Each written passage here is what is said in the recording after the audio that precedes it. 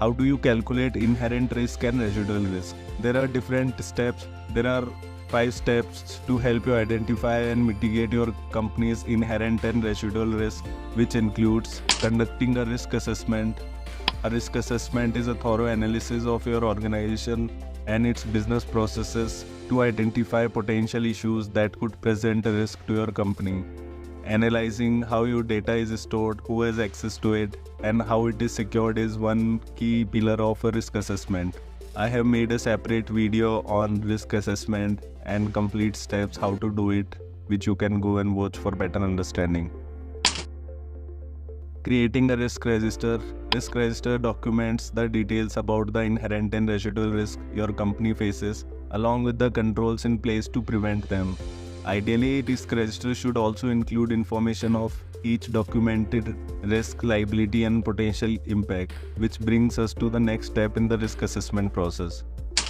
Evaluating the likelihood and potential impact of risk. You can't determine a risk threat level without considering its likelihood and impact. Starting with likelihood, a risk with a high chance of happening is a much bigger concern than a low likelihood risk.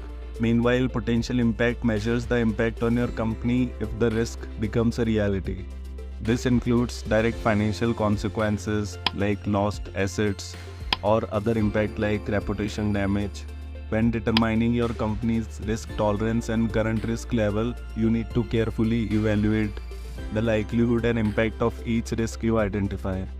And based on this evaluation, you can start prioritizing risk to identify which ultimately presents the biggest threats to your organization. Prioritize risk. Once you have evaluated the likelihood and impact of each identified risk, you can prioritize risk based on 2 factors. Risk with a high likelihood of happening takes the highest priority, while risk with a low likelihood or low impact don't have to be addressed quite as urgently. By prioritizing your company's risks, you can focus the resources available to you on the risks that are most important to address. Implement controls and continuously monitor risk. Going in order of priority, any inherent risks that you identify should be mitigated with the appropriate risk controls. It's also important to continuously monitor risk and your company's risk profile. New risks can arise as your company grows, and risks that currently present a major threat to your company might shrink as new controls become available.